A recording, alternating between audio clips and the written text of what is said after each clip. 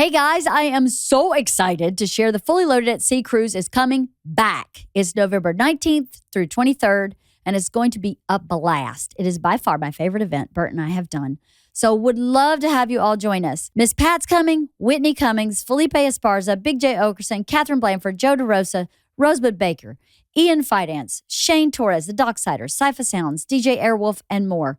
There'll be live shows from all the comedians. I'll be doing live Wife of the Party. There's a Speedo contest, a beer run, gambling. My absolute favorite, as you know if you were on the last cruise, karaoke every night, hosted by yours truly. So it's going to be so fun, and I would love for all of you to be there with us. For more information, go to bertkreischercruise.com. There are plenty of payment plans, and you can reserve your cabin for just $100. So easy. Go to Cozumel with us. Come on. And I stopped, and she said it to me. She said, I don't understand nails like that. Like, how do you even wipe yourself if you go to the bathroom? And I looked at her and said, I don't. I have somebody that does it for me. Are you looking for a job? How was your holiday? It was good. Yeah. It ended up being okay. Yeah. Yeah? Yeah, at every level, with my brother coming back and everything being okay. Yeah? Yeah. Is your sister-in-law going to be okay? I don't think so. Oh, I'm so sorry. Yeah. They found it in her liver the other day. Oh, no. So she's just got cancer everywhere. Oh, I'm so sorry. And she's so young. 44. 44. With a 10-year-old and an 11-year-old. Oh, my God. Yeah. What were her symptoms? She said she had some issues in her stomach. And she kept going to the doctors. She's in Oregon. She kept going, and they kept saying, you have hemorrhoids. And she's like, no, I really don't. Like, I'm telling you, there's something more with my body. And nobody was listening to her. And she finally found a doctor, went in and said, if you do not do a colonoscopy now, I am going to stand in your, wherever and start screaming that nobody's helping me. And they did, and that's when they found that it was already there. She had to go to that extreme. She went to extremes. Just to get a colonoscopy. Mm-hmm. And when they found it, they started the whole process, and then they told her, I think I saw you the last time. It had spread to her lungs already. Mm-hmm. And they told her in Oregon at that point that they misdiagnosed her. There was nothing more that they could do. And that was it. And she had to fight again because she was like, this isn't going to be it. Like, what am I supposed to do with that information? This is not it. Right. Came here and started fighting here. And the doctors at UCLA and City of Hope started coming up with another treatment plan to try and work through, whatever next steps or whatever experimental things they could do. And then they found it in her, on her liver on the 30th. So they still have plans in place for treatment. It just becomes a whole different ballpark. Right. I'm so sorry. Yeah. That's really hard. Yeah. Oh. Yeah. I think that happens to women quite often. Way more than it should. Way more than it should. Mm-hmm. My aunt had a similar process. She had ovarian cancer, and she kept going back to the doctor, and she was overweight. Mm-hmm. And the doctor just kept saying, you have a hernia. Mm-hmm. It's a hernia. Yeah. And she kept going, it's not. And finally, she went to the doctor for like a year and a half. By the time they found it, it was stage 4. Yeah. My best friend died that way. No way. She kept telling the doctors there is something wrong, and they kept telling her, you're stressed and you need to lose weight. And then when she started losing weight, they kept saying, oh, it's because we told you to go gluten-free. And she's going, I am dying. I'm telling you there's something wrong. And when they finally saw it, she had 3 weeks. Oh, my God. She had dishes in her sink. Oh, and my never went home. God. With 2 little kids. And how old was she? That was 10 years ago, so she was 34. What kind of cancer was that? Started as colon cancer. Why are people getting colon cancer? I know. I have another so friend who was... Sophia is her name. How old? I don't remember. Sophia was probably in her late 30s when she got colon cancer. Right. I don't understand where it's coming, why it's so prevalent right now. I have customers left and right that just keep telling me, oh, yeah, this person has it. I have it. My next door neighbor at Coyote, her dad had it. Oh, my God. Mm-hmm. Everybody. Wonder what, it must be something we're eating. It has to be. It's got to be our food somehow. Yeah. I mean, UCLA definitely said to her, right now, immediately, you need to cut out all sugar and go on Mediterranean style diets. Wow. Mm-hmm. And everything I keep hearing is cutting out sugar, but sugar is so good. So good. I mean, let's face it. It's everywhere, and I'm not going to let it go. If you got to choose between a Diet Coke and a Coke, it's a Coke all day, right? It's got to be with chocolate. Yeah, of course. 100%. Or sweet tarts. I mean, if you want your mouth to explode. Exactly. That's what you go for. Remember that? Yes. Oh, I lived on Coke and sweet tarts. Tarts. Yeah. It's the best. Yeah. But if your life depends on it, I guess sugar is pretty inconsequential. You know, I would cut it out immediately, but makes you feel so lucky, doesn't it? Yeah. It really does. It's put a lot into perspective. Everything into perspective. Has it really? It's changed me so dramatically. I didn't think it was possible to have changed so drastically, so quickly after going through this with her. What did it change? My perspective on everything. I stress over everything. You know, I'm probably like the most high stress person around. You have a lot of stress, but a lot of your stress is legitimate. It is, but it's also, if I let the other stuff go, I'd be able to process and handle the rest of it that comes my way, I think. And it's, you know, my relationships, my friendships, relationships with people, all of that, because you don't know. Yeah. I mean, one day you're perfectly fine. The next day your groceries are in the sink or your dishes are in the sink and you never come home. Yeah, that's insane. You know? It is not my favorite thing to ponder, you know, life's lack of permanence. And, you know, someone who dies too young and for why. And I don't like to think about it. Right. But it is part of life. Right. And you have a family. You're very fortunate. You have a very close circle of friends, a close family that you've created this beautiful family and life. But there are people, you know, who do we really have? At the end of the day, I stopped and looked at my circle. And my circle is very small. I almost lost my circle last year when I almost lost my mom. I know. That was crazy. And that's it. You hope that you raise your kids to feel the same way I feel about my mom and to be there, but you don't know. And who else is there, you know? And it really put that into perspective for me, as personally looking at my life and saying, I don't have, you know, I mean, my circle's so small that who would find me if my daughter was out traveling the world like she's been doing, and my son, you know, he's so wrapped up in everything he's wrapped up in.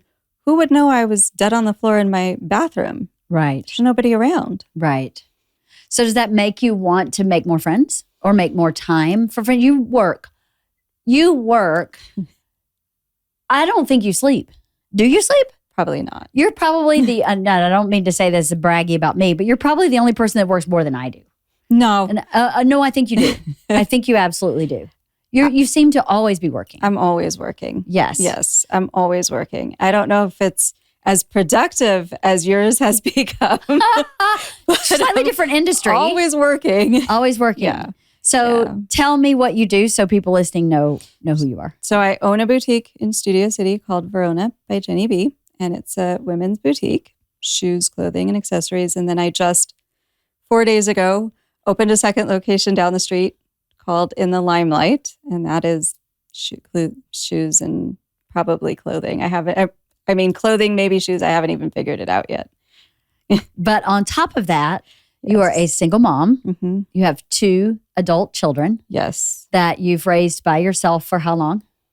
Their entire lives. I think, we split up when my son was 1 and my daughter was almost 4. And has he been very present? He has not been around at all.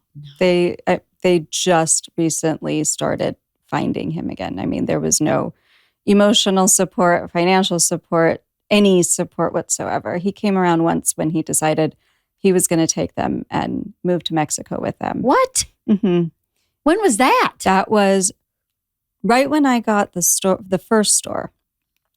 I got served with custody papers, and he wanted full custody, and he was going to leave and take them to Mexico. But why? Why did he think, what was his motive? If he's out, right. if he's non-existent and then shows up, that's some serious That was 12 motive. years ago, so they were old. I think it was a girl, well, his wife at the time.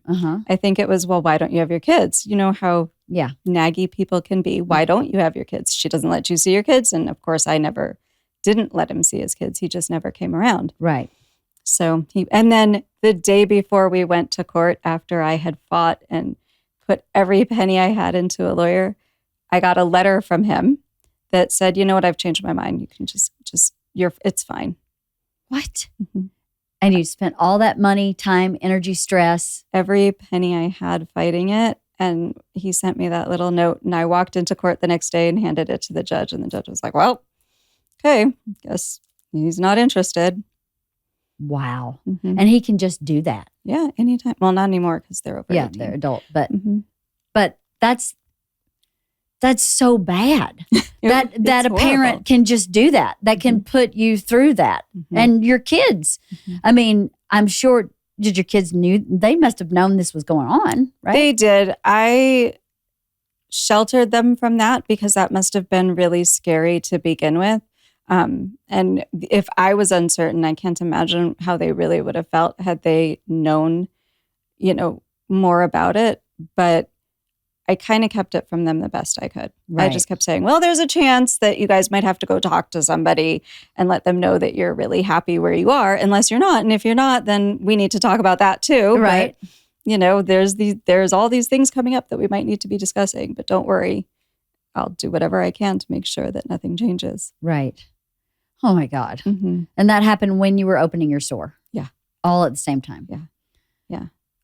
That was when I had lived in Arizona to take care of my grandparents. I'd lost both my grandparents at that point. My parents had both lost their jobs. I'd come home and divorced and worked for the owner of the store where I am now, or at the original store. And then right as the changes were happening, it was like 8 months after all of that had just happened. Wow. That's an upheaval. Yeah. Oh, yeah. Both your parents lost their jobs at the same time? Well, my dad lost his, and then my mom was given the choice. Either you move to Chicago and full-time work here, and she had been working remotely for 30 years in LA, and you can take a pay cut, you could come here full-time, or, we're going to close the position or whatever they do. So she chose to stay and then lost most of her retirement and everything because of it, because it was a couple of years before her retirement. And then my dad was working for the city and they just whatever they do to his position. They restructured it all at the same time. And eliminated his position probably. Yeah. Wow. Yeah. And so they became your responsibility. At the same time, you divorced. Had just taken care of my grandparents for 7 years. For 7 years. While you had small children. So you have always been, they call you a sandwich. Yes. You're the middle of the sandwich. We talked about this. Yes. I'm the middle of the sandwich. So you have always been the sandwich. When were you not the sandwich? I was thinking about this after you and I talked about that the last time I saw you. I don't think there's ever been a time that I have ever not been, because when my brother was younger and getting in trouble, huge trouble, my mom never talked to my dad about it. It was always me. So the phone calls in the middle of the night when he'd be at the police station or... Younger brother? Yeah. Or needing to get picked up because he got in a fight or whatever the case, I always answered the phone because we never told my dad what was happening. So I'd always be that person. And my mom was on the road working and things. So I would be responsible for that. And then it turned from that to my grandparents, to my kids, it just hasn't stopped. It's been your role. What do you think, what's going to happen when part of that's eliminated? Like eventually your parents will pass away. What's going to happen to you when that's eliminated? Something I thought about since my sister-in-law got sick, and I've been left thinking, where do I fit in this? I've created my whole life around taking care of everybody else, that there's no me. I don't know who I am. I don't have any relationships with anybody. It's been I don't have anybody. I hope that I have my kids, but I also at the same time hope I don't have my kids because my kids need to build their own. Yeah. They need to have relationships. They don't need to be in the position that I am taking care of me. Right. At any level, they don't need to feel that I don't want them to feel that responsibility. Right. And then where does that leave me? Where is there like a me? Yeah. You know, and I don't know what that looks like. What an exciting chapter. It can be. Yes, I think like it's very your take exciting. On that. It can be very exciting to go, I just have this terrible experience with my sister-in-law. Mm-hmm. It has woke a part of me to go, hey, better pay attention to this now. Yeah. You're young, you're vibrant, you're successful, you have energy, you have so much to offer. People as a friend, as a partner, for a couple. That's very exciting. I like your perspective because mine went down a really dark tunnel.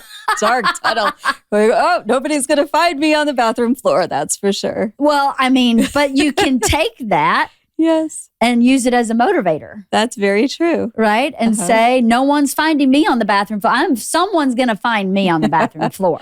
Yeah. I'm going to set things in place so that's your next era. Yeah. You've done all this other stuff. You're a pro at it. You can take care of people with your eyes closed. Yeah. You know how to do that. So you get to add something new to it. And that's taking care of yourself. I'm reading a book right now. My guest next week wrote a book that I'm in the middle of called The Balancing Act. And she talks about attachments.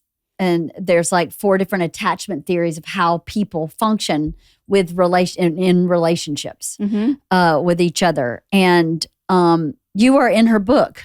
What you just described is an attachment theory in her book of always being a caretaker and how that is not balanced. It's not that it's what I like about her book, and I'll talk more about it next week when she's here, is that she's not like, oh my God, doomsday.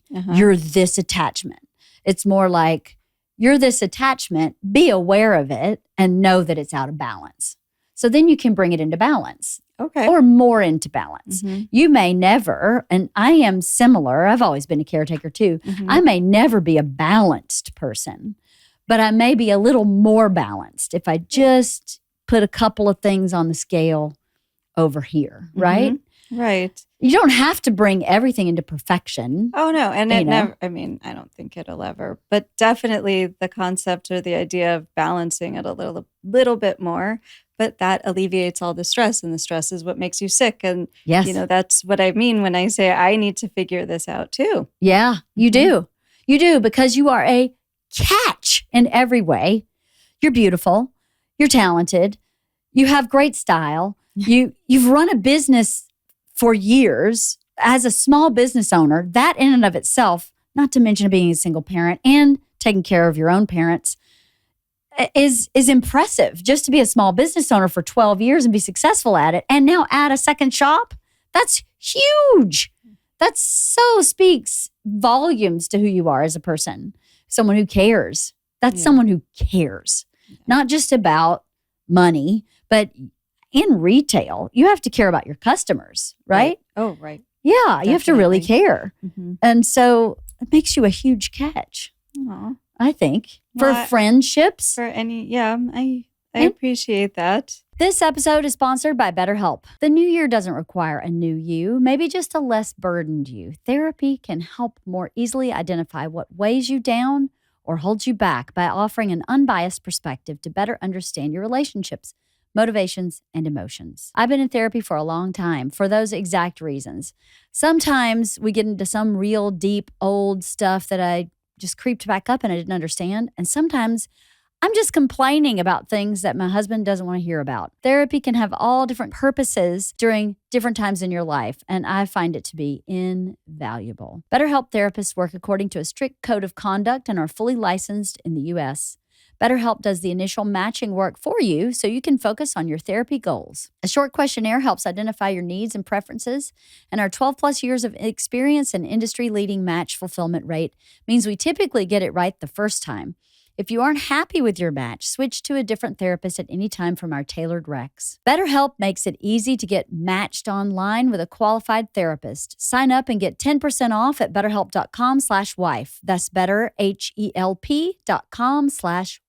So how do we change this, Jenny? How do we add friends and family? I'm your friend, You're but my friend. I'm the only person as busy as you. So you and I see each other here and when I shop. Right. And I shop at your store, twice a year? Because I never It has shop. to be a planned, Has to be scheduled date. Yes. Or if I have a gift, I'll be like, I'm going to run to Jenny's. And 9 times out of 10, you're not there. It's always the one time she's at the mart shopping. And I'm like, are you kidding? It's my one time. And I'm always there for like an hour and a half. And then we get caught up. Yeah. And then we go our separate ways. Yeah. But we could definitely make an effort to have coffee in between. That. Yeah. I mean, you're right down the street from a coffee shop. Right. We could just go, let's go have coffee. I have half an hour. Exactly. You know? Mm-hmm.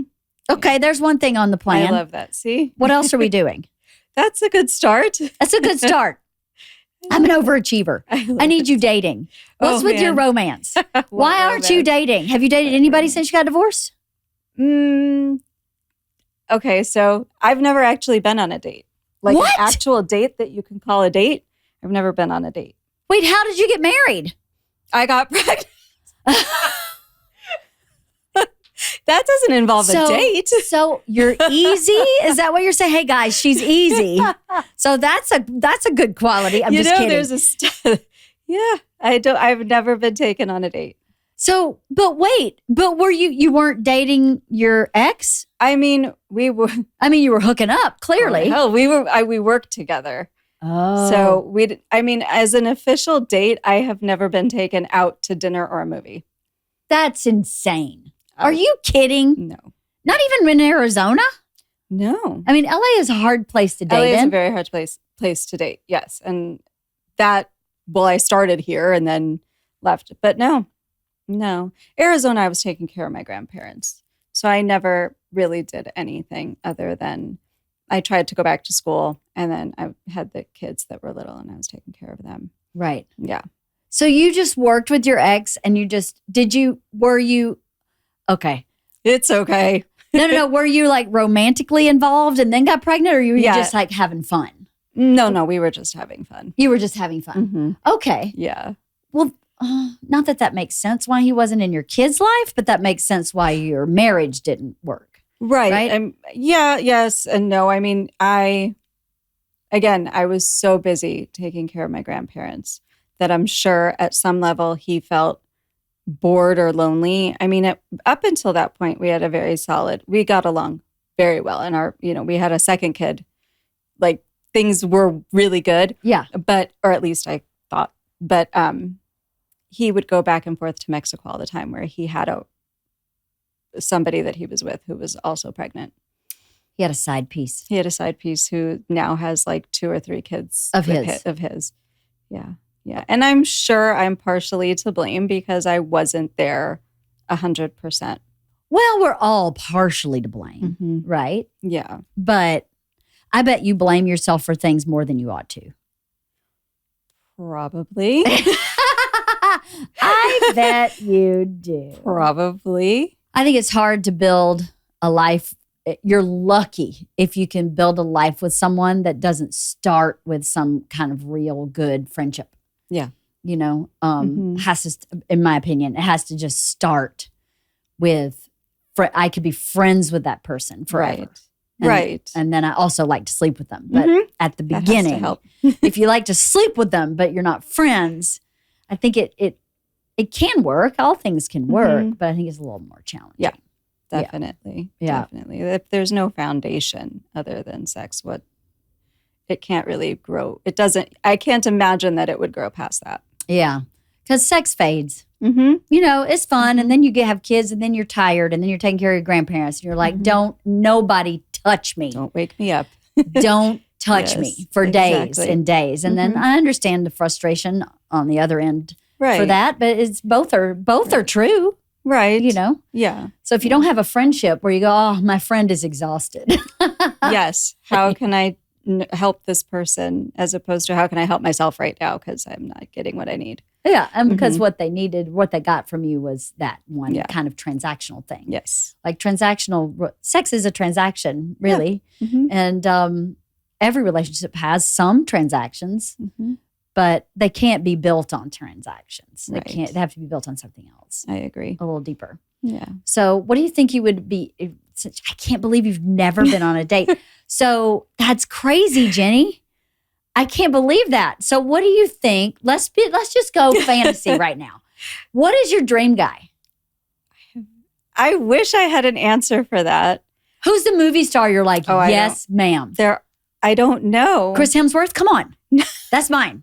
In case you were wondering. In case I was. That's mine. Looks just like Bert, right? Yeah, definitely. I see the resemblance. I love that. No, I have, you know what? I don't know because I haven't stopped to think about it long enough. I really, truly don't know. I think you need to think about it. Is. You need to think about it. Yeah. I think you need to think about it. Yeah. I haven't stopped long enough to think about it, I guess. I mean, not everybody wants a companion. My aunt lived her whole life and was like, she had a son. Mm-hmm. She had a fling with a neighbor and had a son. And she was like, pass on the spouse. Right. I'm cool, single parent. She was a nurse. She was head nurse of her department. She loved her career and raised her son by herself. And I don't think she would have enjoyed having a partner. I think she liked it. See, I don't think that I would like to have a partner. Okay. I would like to have somebody that I can share my day with or talk about anything with, share it, even a sense of security. I don't want somebody to take care of me. Sure. I've worked as hard as I have to be able to take care of myself at whatever level that looks like right now, but I'm still surviving. But I don't want I don't want to put that responsibility on somebody else or that expectation of anybody else.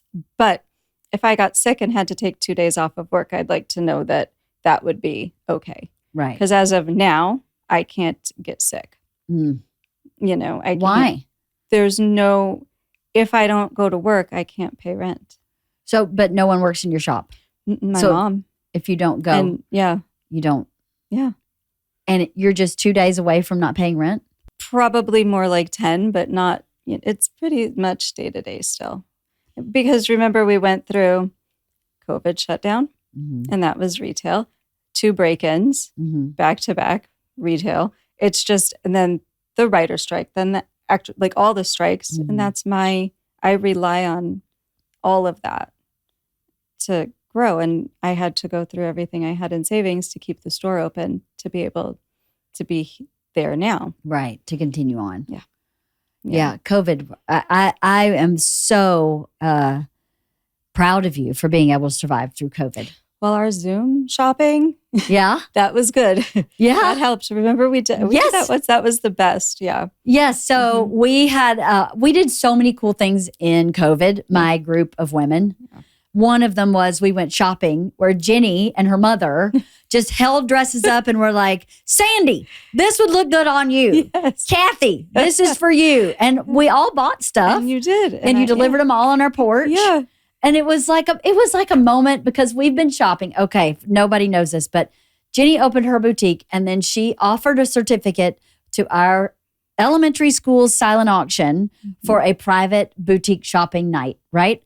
And actually no one bought it. So Lynn came to me, who was running the silent auction, and said, no one bought this. Would you like to do it anyway? And I was like, yeah, I'll do that anyway. That would be amazing. And then you donated a certain portion back to the school. And so we got this group of women who you closed the shop down at 7. We shopped. And then you have flatbread and we have alcohol and you have a raffle. And we started it 12 years ago and we've never missed a year. Yep. We've done it every year. Some people have come and gone, but the core group comes pretty much every year. It's something we all look forward to. It's so fun. So in COVID, we did it anyway. That's how we did it. We did it on Zoom. That was the first time I was ever on Zoom. And this is the first podcast. Yes. Look at our first. I love this. Right? It's awesome. It's such a special, fun night. And I encourage anybody who has a small business owner, boutique in their neighborhood to do something similar because every single year, I feel like we do it right before Christmas. So I buy a ton of Christmas gifts And I shop for myself like I did this year. And I said to Bert, I want this coat in Jenny's store. Go back. Jenny knows my size. She knows what I like. And she can help you shop for other things. And then, so I bought so many Christmas gifts this year. You did. Yeah. I bought so many. It's such a win-win, right? Because I win because I get a ton of Christmas shopping. You win because you get an influx of shopping, right? All after hours, and it's just so fun. So I encourage anybody listening, if you have any boutique small businesses in your area where you could do something similar, I think it's helpful to support. It is, and the support that you guys over the years have given me goes above and beyond, though, just the sales, the friendship, watching and talking about our kids growing up together. I mean, our kids all started off, this was 12 years ago. They're all old now. And it just being part of that group over the years has meant so much to me and helped me personally just so much. I mean, we met right after my mom last year was right after she was in the hospital. And looking forward to just having you guys around and the support and the comfort of my friends, my group. It was huge that night. We are a rowdy, it's fun, mouthy, sometimes judgmental. Yes, and it's fun. It's awesome. It's so much fun. Put something on and Sandy will go, no, that's not for you. No. But it's good because then you go, well, then I'm not buying it. Try this on. Why didn't you try this on yet? You're not coming out of the dressing room? That's Sandy all the time. Come out so I could see it. Yes. Yeah. It's fun. Cottie's similar too. Yeah. It's really such a fun night. I think more people should do things like that. Support your local small business. It's a fun way to do it. It is a fun way to do it. It's a win-win. Yeah, and definitely. I love that I can go in your shop and everything in there, I know the quality is really great. I know the name brands because you continue to carry some of the same name brands year after year. I love gifts there. And 9 times out of 10, if I'm shopping for someone in that group, I'll just go in and go, hey, I need a birthday gift for Lynn. And you'll go this or this or this or this. And I'm like, oh, good. I'll take these 2 things. It just makes life so much easier. It's, right. And I'm glad. And that's what I like to do. That's what I want to do. That's why I'm there every day. That's why I've built the relationships that I have because I'm passionate about it. I love it. I find so much joy in knowing that everything that people buy from me, they wear. Yeah. That I picked out. Like there's something really cool about saying, I picked that out. Like I knew that somebody was going to like it and somebody actually bought it and likes it. Right. It's your way of being connected to people. It is. Right? Yeah. It's your lane, sort of your comfort zone to be connected by helping them. Definitely. Shop. You're very and special, feeling good Jenny. about themselves. There's something about really feeling good about yourself when you're trying clothes on. And growing up in LA, I don't think I really got that feeling when I'd walk into certain stores as a kid or young adult trying clothes on and being short and not being stick skinny and, not being your stereotypical like LA Valley girl. I think for me, I wish somebody would have said to me 20 years ago, oh no, I'm older than that. 30 years ago, if somebody would have said, you know what, your arms don't matter. Stop obsessing on the fact that you think your arms look bad because they don't. Right. Or anything a little bit more encouraging when I was coming out of a dressing room. So, but your mom is in fashion. My mom was the furthest person in the world from fashion. What? Wait, I thought she was in fashion. No, she was at the art school. She recruited and gave out merit scholarships for years for the Art Institute of Chicago. Gotcha. So she hated fashion. And she couldn't understand why anybody cared about what they put on. Okay. And then that all changed. And now she owns 5,000 pairs of shoes versus the 2 that she owned when she started. How funny is that? Yeah. Your mom is amazing. She's a great person. She is a great human being. Yeah, she really is. She's lovely. Yeah. I love her frankness. She's very frank. I love it about her. She's really great. Yes. Yeah. And she loves you. Yeah. Oh my goodness. Don't know what I would do without that woman in my life. Like truly. Yeah. At every level. It's like I've been very, very, very blessed to have my mom. Yeah. She's very special. You guys have a special relationship. Yeah. Whatever your soul contract was when you came into this life. Exactly. Is pretty amazing. Yeah. It's pretty impressive. Yeah. Are you comfortable talking about the scam your parents went through? Which one? The one with my dad? What do you mean, which one? I'm sorry, which one? Who says which one? There's more than one? There's so much that happens. The one my dad, my dad lost all their money. Yeah. Mm-hmm. Yeah. Tell me about that, because I was horrified and also thought this could happen to my dad. It happens to my customers. I've seen it. I've seen it a lot more now. That I think that's one of the things, and I will talk about, but one of the things that I have learned about being where I am is that I'm around people. Initially, I don't know how to explain what I'm trying to say. For years, I never talked about anything personal with my customers. Mm-hmm. They never opened up to me. I never opened up with them. And because I thought that I was the only one going through something. No. Because we don't talk about it. We see pretty pictures on Facebook when it was Facebook. Pictures of families. Oh, I have these picture perfect kids. I have these picture perfect family. And you see that and you believe it, or at least I did for a very long time, until I started really opening up and being so much more transparent and direct with my customers, because they're all I have. Yeah. So I don't have outside friends who I can complain to. Right. I have my customers. Right. And I have learned that in talking to them more and more about personal things, and they open up about their personal things, none of us are alone. The scam that my dad went through, I had a customer that went through, a couple people who've gone through the same thing. Mm-hmm. And all of those things. Yeah. He got a call. I don't know how it happened. We were at work and my mom came to the store and said, your dad's like super frantic. I don't know what he's doing. He's been on the computer all morning. He's like angry. I don't know what's going on. And he usually texts her throughout the day. And he hadn't texted in hours. And it was like 2:00 in the afternoon. She's going, I don't know what's wrong with your dad. I haven't heard anything from him. She gets home. I get a call and she says, you're not going to believe this. Oh my God. Went, is everything okay? She's like, I don't think so. Oh my God. She said, your father has been on the phone for the last 8 hours, giving away all of our bank information, running around. He emptied the savings account. He bought it in Target gift cards and money transfers, gave away everything. Oh my God. Mm-hmm. Everything. And I don't really know what that scam was, other than they had told him that they were like locking him out of his computer or something. And he had a script in there and he couldn't get to it.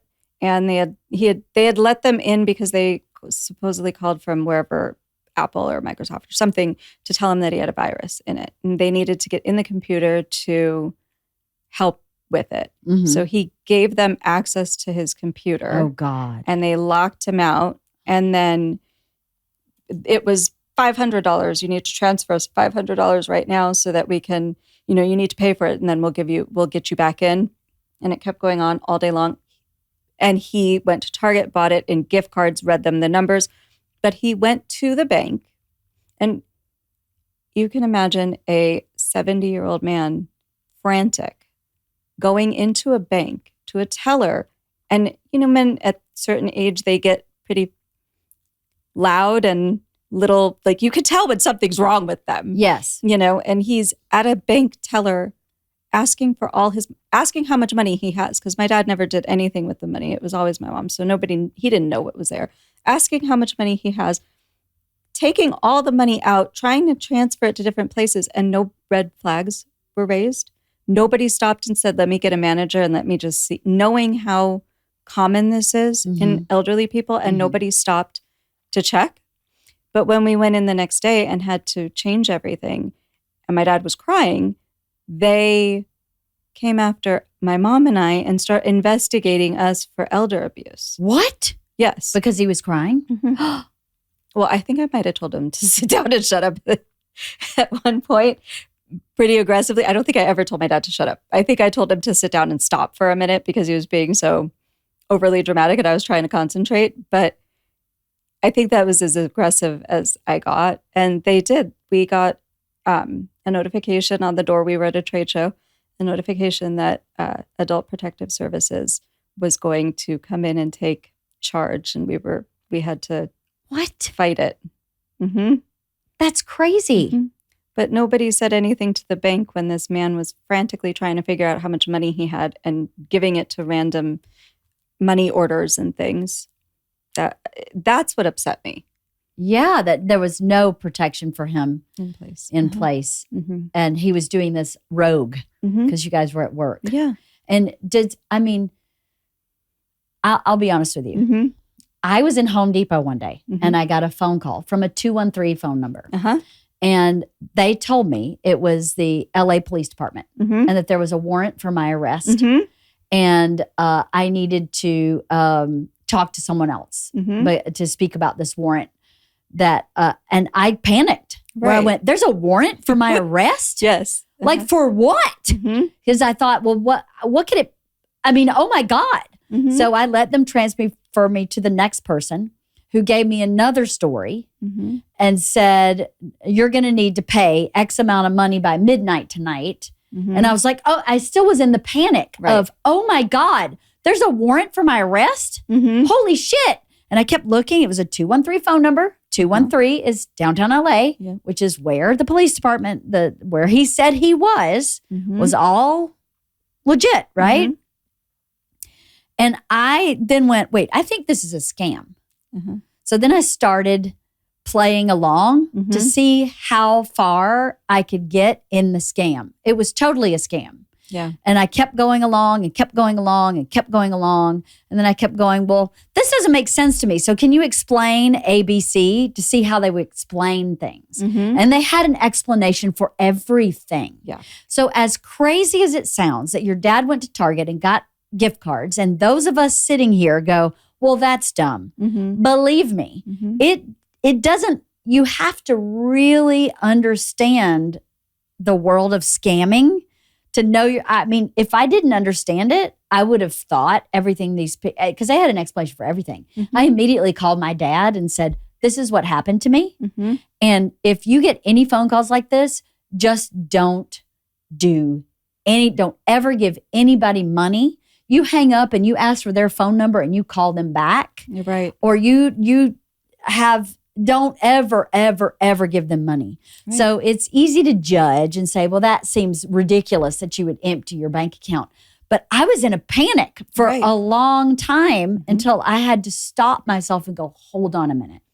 I think this is a scam. Right. And that's what they hope, that you're in that panicked state of mind. They did it to me. And when my son was getting in trouble, and told me that there was a package from UPS and they couldn't deliver it. It was being held at customs. It was being investigated, and I was being investigated. And I was in a grocery store and I was panicked because I get packages all the time. Yeah. Especially, for work, I get packages. So it all made sense. And it kept going and going. And all of a sudden I realized, wait a minute, this doesn't sound right. They knew all my old addresses. In the moment, they know where I lived. They know my ex-husband. They knew what cars I drove. But that's all public information. But you don't think about it in the moment. No, you don't. And they know that you're not thinking of that. They did at the end tell me that I had to send money or they were going to come arrest me. And I said, okay, you know what? I will meet you at the police station. And I said, this is, there's a police station in North Hollywood and you can arrest me, but you're going to have to do it in the police station. And they hung up. Wow. But it was almost an hour. Yeah. I spent a long time on the phone too. But once I figured it out, I was like, let me just see how bad far these guys are. Yeah. And it's a game. And if you are not hip to the game, I understand why your dad got taken. Yeah, I do. How upsetting. Yeah, I do understand. And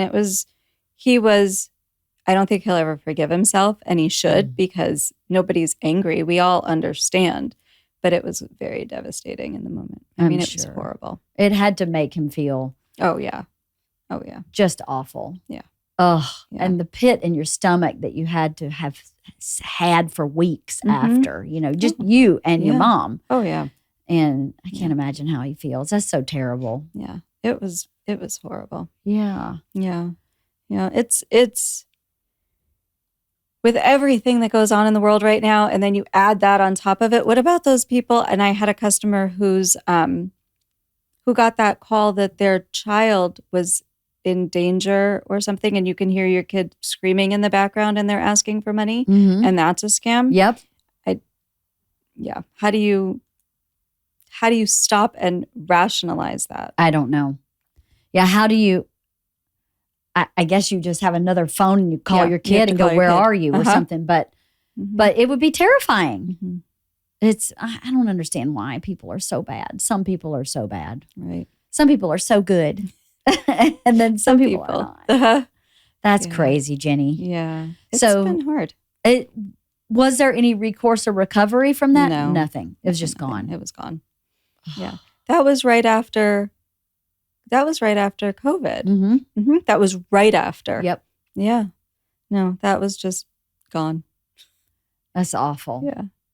Yeah. Awful. Yeah. It's challenging. DraftKings Sportsbook, an official sports betting partner of the NFL, makes every playoff moment feel bigger. I love it when my hometown NFL team is doing well. And this past weekend's Rams-Panthers game, oh my God, so close and such a good game. Can't wait for this upcoming game with the Bears, Rams-Bears. Let's go. Place your bets. Can't wait to see who wins. DraftKings has your back with early exit protection. If the player in your eligible NFL prop bet goes down at any point in the first half, you still get paid in cash. Download the DraftKings Sportsbook app and use code LeeAnn. That's code LEEANN to turn $5 into $300 in bonus bets if your bet wins. In partnership with DraftKings, the crown is yours. Gambling problem? Call 1-800-GAMBLER. New York, call 877-8-HOPE-NY or text HOPE-NY. Connecticut, call 888-789-7777 or visit ccpg.org. On behalf of Boot Hill Casino in Kansas, wager tax pass-through may apply in Illinois. 21 and over in most states. Void in Ontario. Restrictions apply. Bet must win to receive bonus bets which expire in 7 days. Minimum odds required. For additional terms and responsible gaming resources, see dkng.co/audio. Limited time offer. So new store. New store. How are you feeling about your new store? I keep calling it Cindy's store. It's still not mine. It will be one of these days, but so far I'm not owning it yet, which is a weird feeling. Well, it's been 4 days. Yeah. I mean, that's pretty quick. Yeah. So for people who don't know, for perspective, there's a little village, I guess, in the valley called Tahunga. And there's one street that's full of shops and a few restaurants and a theater, and like it's a really cool walking part of LA. Not all of LA is a walking community, but this one really is. Right. The community really supports that one strip of shopping and dining and entertainment. And so that is where Jenny's original store, Verona by Jeni B, is. And then you got the lease for the store on the corner 4 days ago. 4 days ago. Which is crazy. So when we were talking before, you were going to kind of keep the store as it has been for a bit and see. I am. I think because it's such a small area and we are all so unique to our own stores, and that's what keeps the area charming. You know, not everybody sells the same thing. That store didn't compete with anybody. We didn't compete with each other. The lines were so different from everybody else's that I think what I liked about it, what I wanted was to keep it the same. I want to put an edge to it because it's a little more conservative than I am. So I will definitely put a flair and my own take on those lines, but I definitely want to keep the same brands that she had been selling. Yeah, I bought some things from her store. Yeah. I bought a really cute jacket there once. She had great jackets. She had great jackets. Yeah, it was like a leather jacket that had, it was black. Had stars so that on line the back. Will be coming back in. I love that line. I love that line. It was a great line of jackets. Yeah. I don't think I bought some stuff for my mother-in-law there. So it was a very like a little bit older line of clothing or fashion. But you know, some things are timeless. Right. And some things it doesn't matter that, you know, it doesn't matter your age. You need a certain something. And that store a little had. Edgy is okay. So it is. My store. Verona's a little more casual, comfort, casual, denim and t-shirts and sweatpants and easier. That store will be a little more professional and a little more tailored to that person. But still very much with my edge. That's exciting. So you're going to work one store and your mom's going to work the other one? So far. Yeah. And that's really hard. Yeah. Because I'm used to having her all day right there. Yeah. And now I have to call her because she's 4 stores down. Oh my gosh. So that'll be hard. Will you get an employee? Yeah. Yeah, you'll have to, I won't have you? to. Yeah, I have to because we still have to do trade shows. We still, she has to go back for surgery She does? Yeah. So we need people. Was it her heart? That was her heart. Yeah, I thought so, yeah. But she's going to be okay. She better be. Yeah, she's going to be. That's it. There's no she getting doesn't have her a down. choice. Yeah. She's not going anywhere anytime soon. So how are your kids?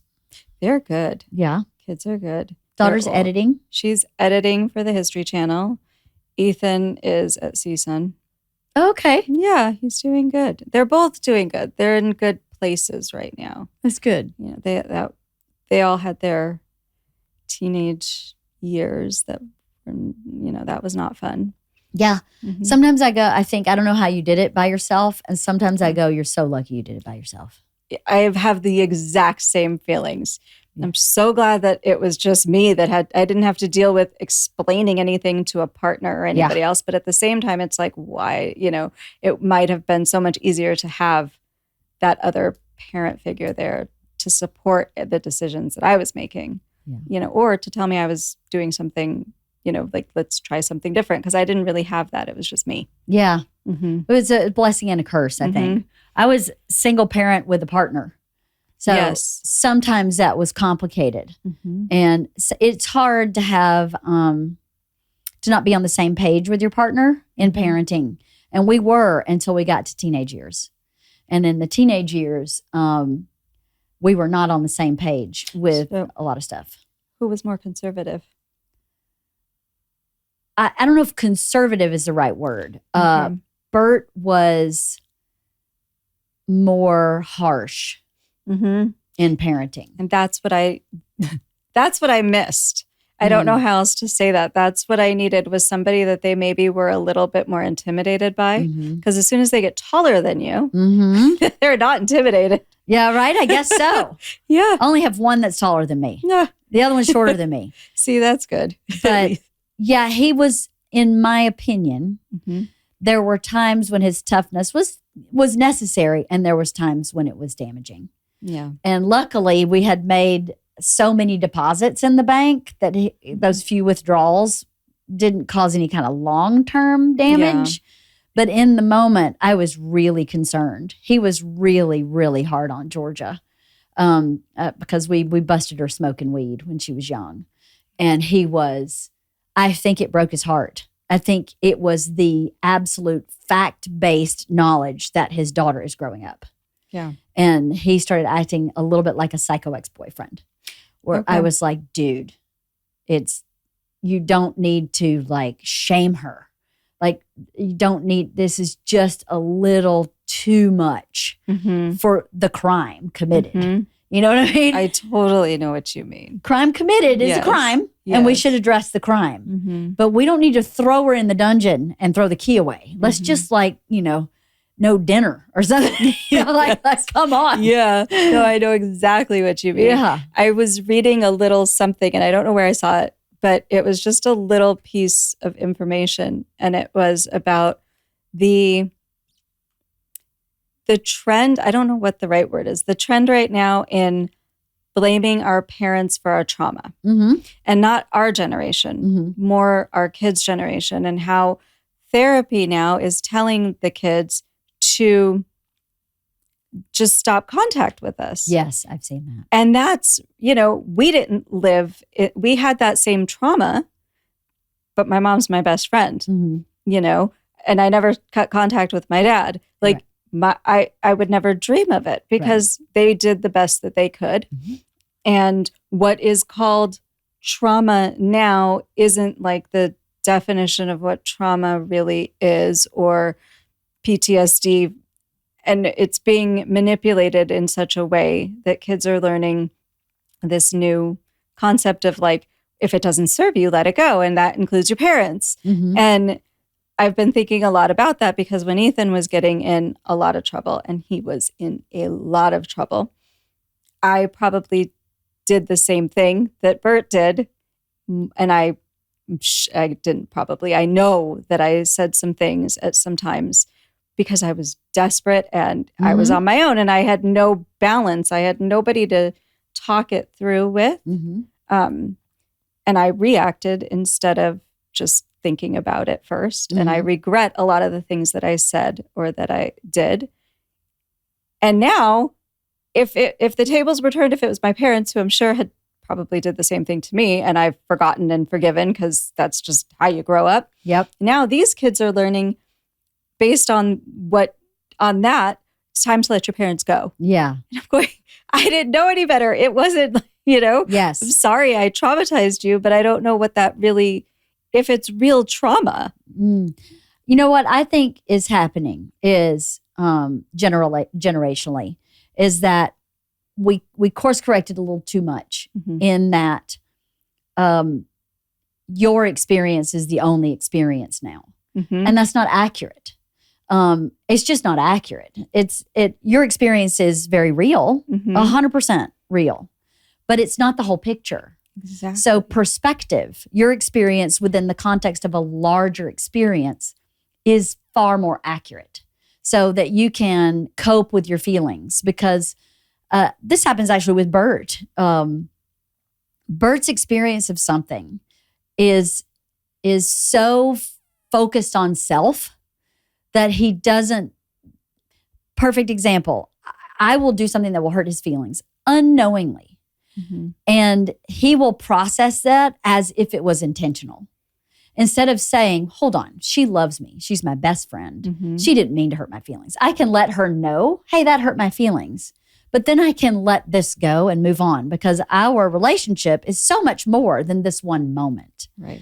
And so, and also perhaps in this one moment, maybe I was too needy, too much, too loud, too whatever. Maybe I contributed to what she did that hurt my feelings. Maybe not, obviously, it's never, I would never want to hurt someone's feelings, but it's part of life that sometimes you do unintentionally. But to look at it from that bigger picture is, in my opinion, a much healthier way of looking at any situation, even if it's positive. And I think that is what this generation has been allowed to do, is to look at their experiences in a vacuum. Yep. And life doesn't happen in a vacuum. Makes so much sense what you're saying because yes. So it would be an interesting place to be a therapist and to only be dealing with what's being told to you, right? So the experience of that child is given to the therapist in a vacuum. And in the beginning of Isla's in therapy with a therapist she's been with for a long time. In the beginning, I would reach out to the therapist. I would tell Isla, I'm going to call your therapist and I'm going to talk to her about this that's going on for you right now. And I would reach out to her and I'd go, I just feel it's good for you to support my daughter to have a fuller picture. Take it or leave it. Like, if you think I'm full of shit, fine. But I just need you to know the broader relationships involved, because if she's going in and trashing her sister, which she has every right to do, which sisters do all the time, which is completely normal, you should maybe understand who the sister is. Yep. So that you can better help Isla go, okay, this is a difference in personality. This is not a personal affront. Those are two different things. You can have two different personalities and just miss each other. And that doesn't mean you're discounted, you're not appreciated, you're not seen. It doesn't mean that. So if you don't have that larger picture, I don't know how you could effectively advise a child. So I don't know if that's appropriate in the world of therapy for a therapist to go, hey, hold on, let's pause and talk to a couple other people involved in this, because I had a feeling when we were in teenage years, I don't know this for sure, but I am pretty sure I was evil incarnate for the last 2 years of Isla's high school career. And there's part of you that has to sit with knowing that she's going to therapy going, my mother is the devil. Mm-hmm. Like I've seen the tail. The hooves make so much noise in the morning and the horns are really bad in her hair, but she is the devil. And how does a therapist deal with that? Right. I completely understand what you're saying, because when I tried to get the kids separate times through therapy, I sat with the exact same thing going, I know what my kids are saying about me, but does the therapist know any backstory as to how we got to this? Yeah. And then when they ask this kid how we got to this, their version and my version are not going to be the same. What I would hope is that there's a reasonable deduction. Somewhere in the middle, you conclude that this is probably how it went, or yeah, it's very valid that Ethan is furious because I lied to him and told him I was calling the cops and they were on their way. But why did your mom do that? Yeah. Well, I don't know. She's crazy. Well, can we check in with your mom and see why she did that? And then check in. Yeah. And I was told by this therapist that because it's not family therapy, I'm not part of this equation. And I felt like how can you help my kid without a better picture? Mm-hmm. I'm not saying take sides. No. But I'm saying get a big picture. Get context. Mm-hmm. What you need is context. Mm-hmm. Yeah, context is so incredibly important Mm-hmm. because something reported to you out of context, again, in a vacuum, can be far more severe than in context. And when you put things in context, you go, okay, still not great, maybe, but I understand how we got here. And now I can understand how to get out of here. Exactly. Yeah. Not just, hey, let go of your parents. You're right. Your mom traumatized you. You have PTSD. Every time you hear a siren, you think the cops are coming for you. It's your mom's fault. Yes, exactly. It's not cool. Yeah. It's scary. Exactly. I hope my kids don't do that to me. I definitely was not perfect. And, I don't have contact with my mom. Mm-hmm. And I wish that I tried a lot and a long time to try to be in a relationship with her. And at a certain point, I was like, I just couldn't figure it out. I couldn't figure it out. And not from lack of trying. Right. I think that she's got a little more going on than most. But at the end of the day, you can look at it and say you tried. I did try. And I love her. Mm-hmm. I really do. I really want her to be happy. And I'm very proud of the things that she taught me that I kept. She taught me a lot. I'm very similar to my mom, actually. I'm very gregarious and outgoing, and she was very much that way. She was very friendly and welcoming to people, and I'm very much that way. Well, my dad's that way too, but my mom was always very, very, very charming, and she had a lot of great qualities. She taught me how to not take no for an answer sometimes, and she taught me a lot of good things, and I don't devalue those good things. I think that's the unfortunate part too, is that if therapists are telling them to cut ties with their parents, they've then devalued the good things their parents gave them. Instead of saying, well, what did you get out of that relationship? Like what you're saying, what can you take away from it? Instead of, they're not healthy for you, you can let them go. But really? Exactly. I mean, but not everybody's going to be healthy for you. Right. Right. But what did you learn from it? Yeah. But not everybody's going to be healthy for you. But you have to maintain a relationship anyway, or you're going to end up alone. 2026 is the year you launch your business, the year you transform into an entrepreneur, founder, boss. One powerful move puts your future firmly in your hands, starting a business with Shopify. Maybe you've got an idea you can't shake, a craft everyone tells you to sell, a store you've already designed in your head. With Shopify, 2026 is when you finally make it happen. Shopify gives you everything you need to sell online and in person. Millions of entrepreneurs have already made this leap, from household names to first-time business owners just getting started. We've been using Shopify here at Birdie Boy Productions for years. Shopify gives you all the tools to easily build your dream store. Choose from hundreds of beautiful templates that you can customize to match your brand. Setup is fast with Shopify's built-in AI tools that write product descriptions and headlines and help you edit product photos. Marketing is built in too. create email and social campaigns that reach customers wherever they scroll. As you grow, Shopify grows with you. Handle more orders, expand to new markets, and do it all from the same dashboard. In 2026, stop waiting and start selling with Shopify. Sign up for your $1 per month trial and start selling today at shopify.com/wife. Go to shopify.com/wife. That's shopify.com/wife. Hear your first cha-ching this new year with Shopify by your side. Exactly. If you're only with people who think the way that you think, there's no growth. Exactly. 100%. Can't grow if you're not exposed to new ideas. Mm-hmm. Even if you don't agree with the new ideas. You don't have to agree, but you can learn. Yes, you can learn. And that's how you grow. Yeah, it's curiosity. It's going, well, why would they function that way? Mm-hmm. Why am I reacting that way? That's how I try to raise my kids. And that's what I keep over and over when, girls fight. My daughter fights a lot with her friends. And I always say, you just need to step back before you go bashing anybody. Step back. Think about what you contributed to this, because it can't just be her. Right. What did you contribute to it? What can you learn from it? And can it be fixed? Mm-hmm. And if you think it can't be fixed, why do you think it can't be fixed? Well, let's try to fix that then. Right. And really trying to get her to learn healthy, at least relationships in general, and learn, because it's like I've said to them from the beginning, back when they were in elementary school, there were a few teachers that the parents didn't like. And the parents would always go into the school and fight to get their kids transferred out of class.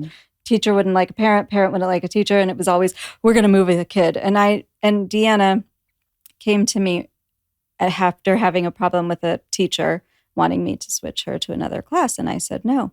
And I said, right now, I know you're going to be upset with me, but the lesson here is you can't always do this in life. What if you're at a job and you don't like your boss? Mm-hmm.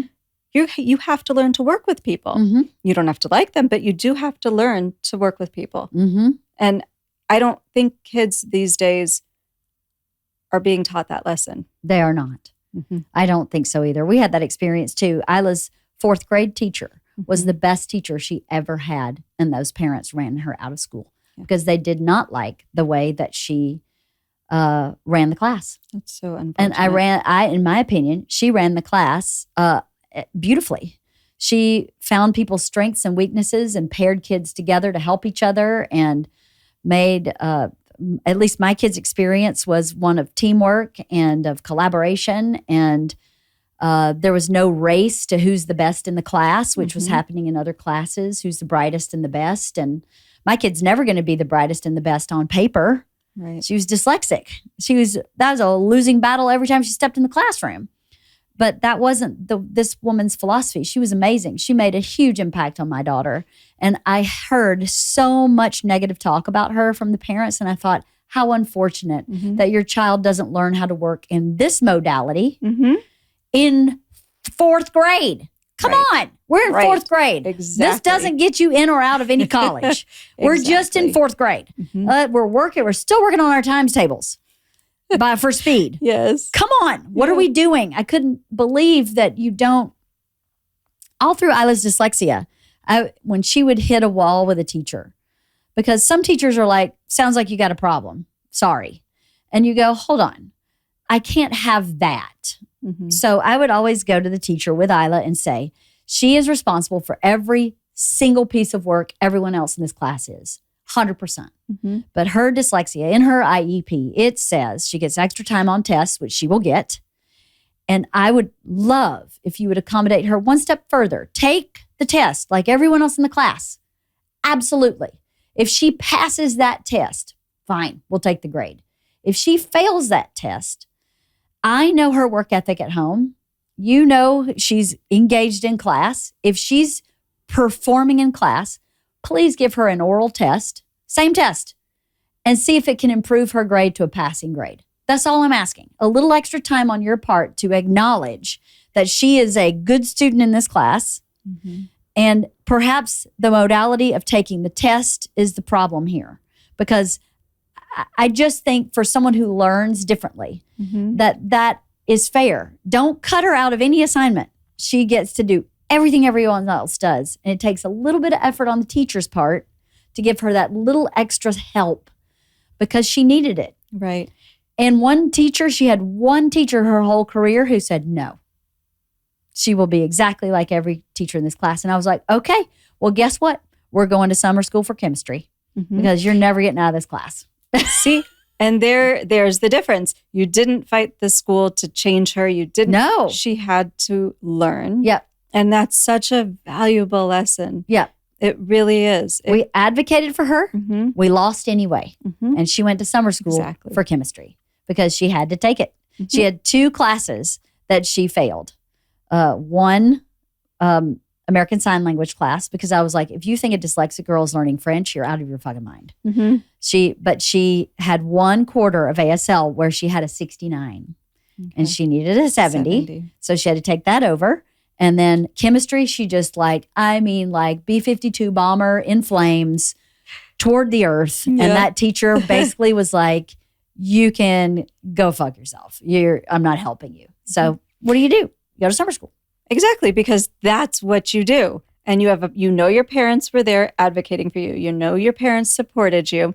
And you knew that you had a place to land, but you also can't just get out of it because you want to. Because you want to. You have to change your work mode, change your work, whatever it is. Yeah. But you have to get out of it in a different way. You can't just, like these parents, I'm just pulling you out of the class. Yes. The teacher won't accommodate you.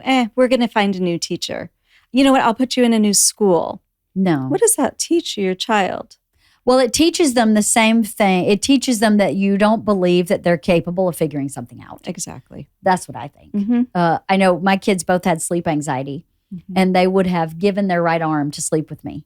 And I wasn't going to do it because I was like, if I let you sleep with me, I am saying to you, you can't figure this out. Yep.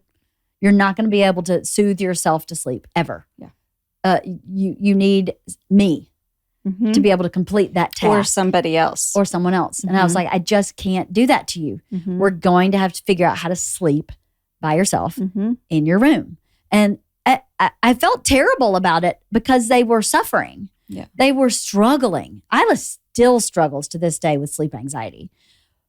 But the alternative was to say, no, I don't believe in you. In my opinion, maybe I have it all wrong. Maybe some therapist is going to write me and go, you fucked your kids up forever. A new one will. Right? One of the ones that tell you to just let go of your parents. Yes. But I can't. I just felt like, what does that say to them? You know, there's so many boundaries in parenting that say you're not safe, that feel in the moment good, you know? Yeah. Maybe not you're not safe, but maybe like things don't matter that do matter. Simple things like eating healthy food before you eat sugar food.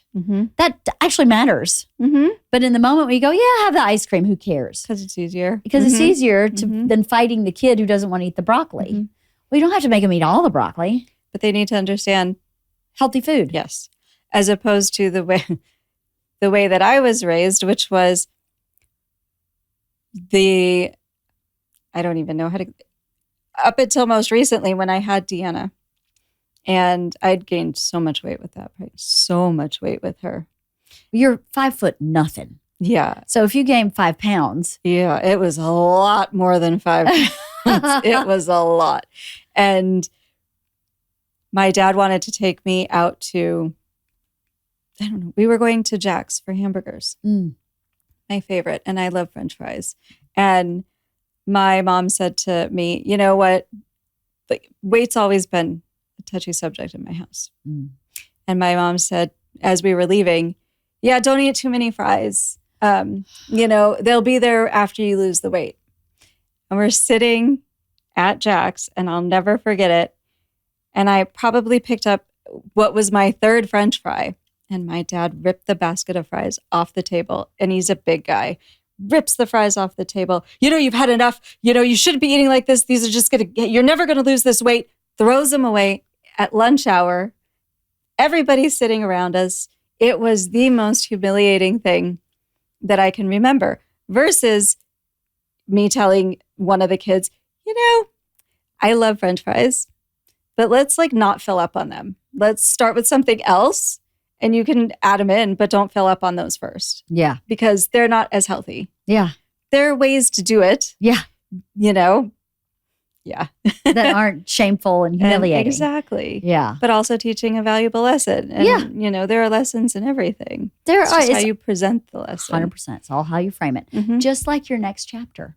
We're framing it as what an amazing opportunity for you to add this new layer of friendship, maybe romance, maybe an actual date. Yeah. Does that make you nervous? I'm sweating as you start talking about it. Do you see the fidgeting? Yes. What part of it makes you nervous? The whole thing. The friendship and the dating? No, the friendship. No, that's okay, good. The dating, the new chapter, any of it. Mm-hmm. What do you think you need to take steps to do that new chapter? Probably a lot more confidence than I have. A lot more confidence? Probably a lot more confidence than I have. Yeah. You should be so confident. Oh. Look at what you have accomplished with your life. You have 2 grown kids. You have a great relationship with your parents. You have a somewhat thriving business. A still standing business. I'm paying bills. You're doing, I'm paying bills on my own. As a single business, as a small business owner and a single mom, you have a ton to be confident about. Yeah. A ton to be confident about. I'm not going to allow you to say that you don't. You do. You have a ton. I'm proud of the accomplishments. You should be. I am very proud of the accomplishments. Confidence, I mean, that's a work in progress. But why? I don't know. It's a very hard Is it old? The confidence or the fact that I don't have any? Yeah. Is it from old stuff? Oh, probably very deep. Like childhood stuff? Yeah, probably. Mm-hmm. So I had this great therapist when I was in my 20s. Mm-hmm. And I was absolutely convinced that I was going to crash and burn in life, fail, like get evicted from my apartment. I was living in New York City. And New York is tough. Mm-hmm. I was 23 or 24 at this time, and I was broke, beyond broke, like paycheck to paycheck, to the nickel almost. Mm-hmm. And I was having a lot of anxiety about it. And one day he said to me, the best indicator of future is past. So have you ever not paid your rent? No. Have you ever gone without a meal? May have been a slim meal or a repeated meal, but have you ever gone without one? No. Have you ever let yourself down in this way or that way? No. So you can relax in the knowledge that that's who you are. You don't allow yourself to not pay your rent. Mm-hmm. You don't allow yourself to not go to the doctor when you're sick. You don't allow yourself, whatever those things are that are proven, if you can relax into that as a knowing, as a that's who I am, it takes so much anxiety out of the future. It was such a helpful moment in therapy for me. That's a very, very powerful thought, actually. Yeah.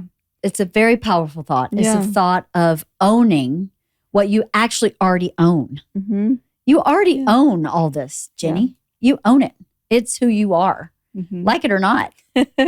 So relaxing into that ownership and allowing like your energy to open from a place of truth. That's just truth.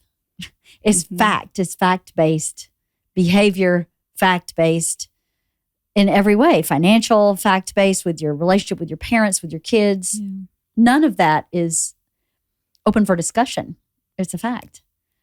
So you can build your next chapter on a base that's very actual and strong if you will accept it into your today. Yeah. Right? Yeah. I hear you. I hope so. I do. Because you I are do. a very impressive person. Thank you. You really are.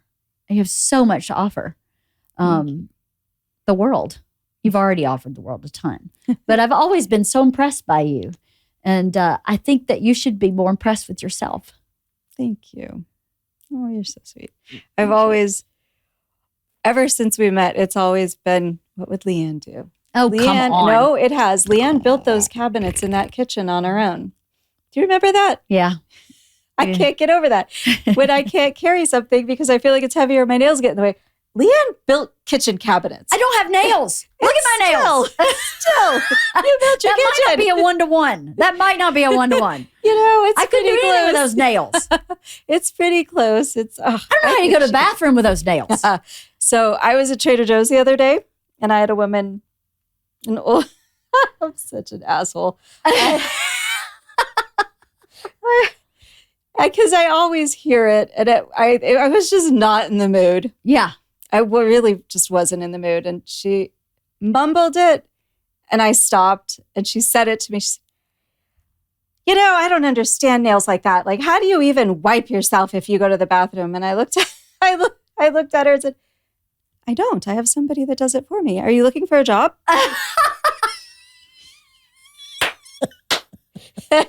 What did she do? She looked at me with like horror on her face. And then because I thought, oh shit, what if that's like a customer of mine or something? And she walks in the store in a couple of days and I can't talk to people like that.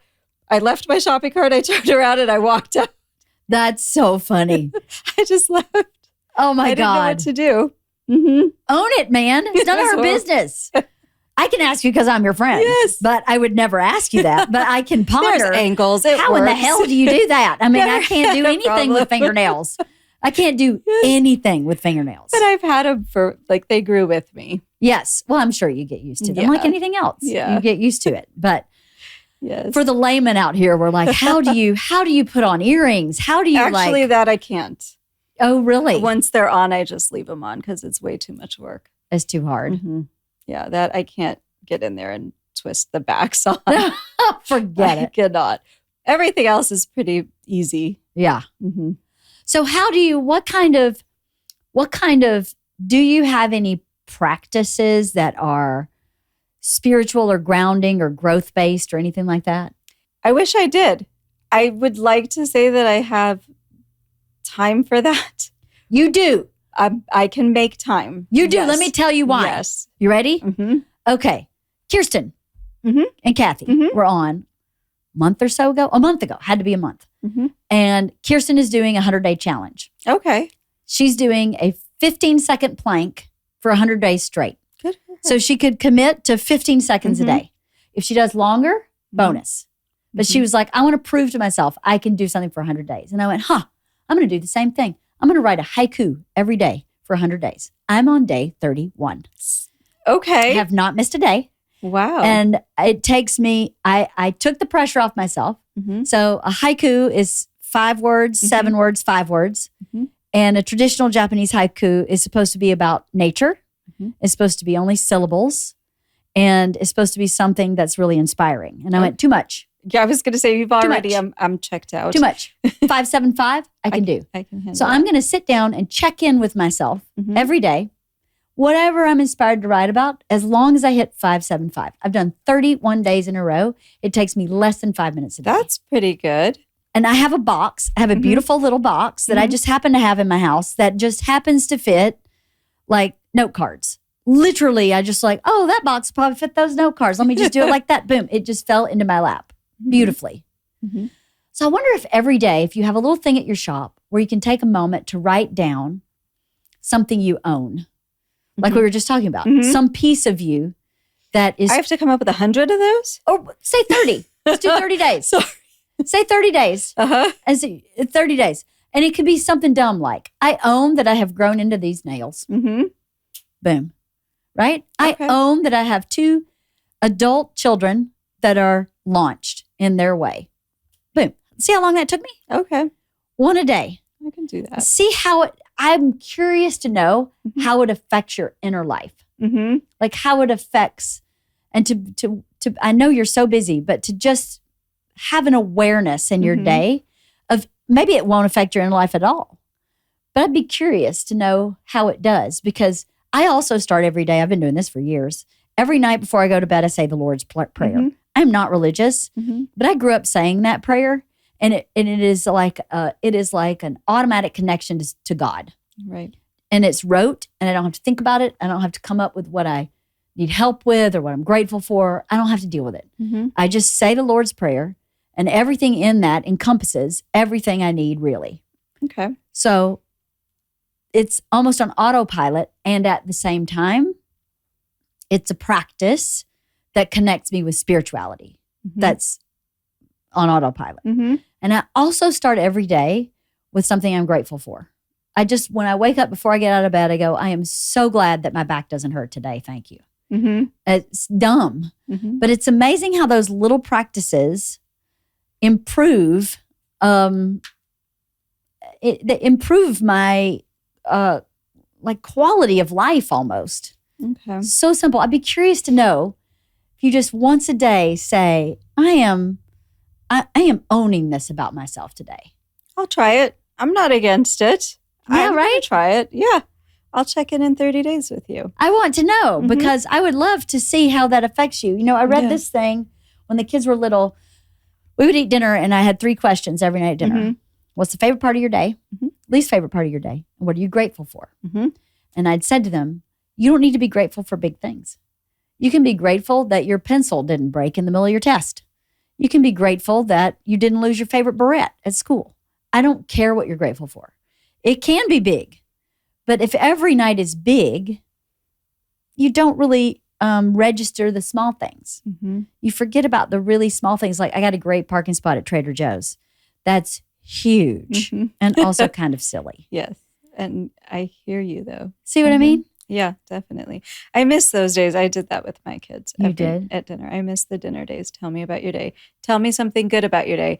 Tell me something that you didn't like about your day. Okay, let's throw away what you didn't like. And now tell me something that was really cool or something that you saw. I would always change that little last question.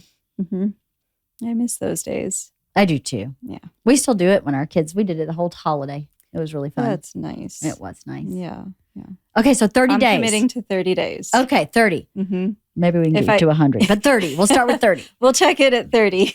31 days went really quick for me, so maybe it'll go quick for you. Yeah. And if you ritualize it, or at least this has what works for me, with the box and the note card and the pen, and it's all right there. So I don't have to go, oh God, I got to go do find this something over to here. write on. Do it in the bathroom. You go to the bathroom every day.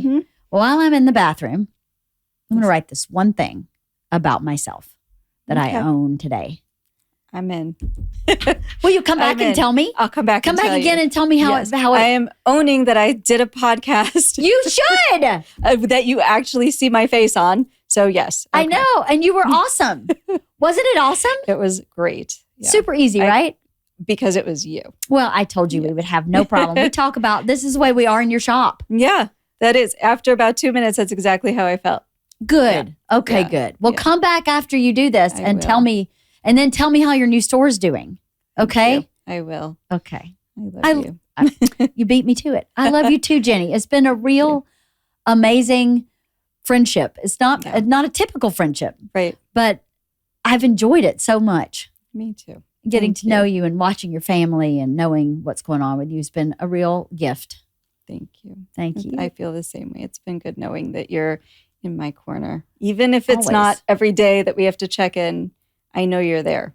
Well, that's how you know you have a real friend, Yeah. right? Is that when you show up, there's no catching up really even, or no awkwardness or no, what's going on? I don't ever feel that with you. I hope you don't with me either. Never. No. Okay, good. No. That's the how you know camera you're was really a little friends. offsetting for about 2 minutes ago, but it was fine. What was offsetting? The camera.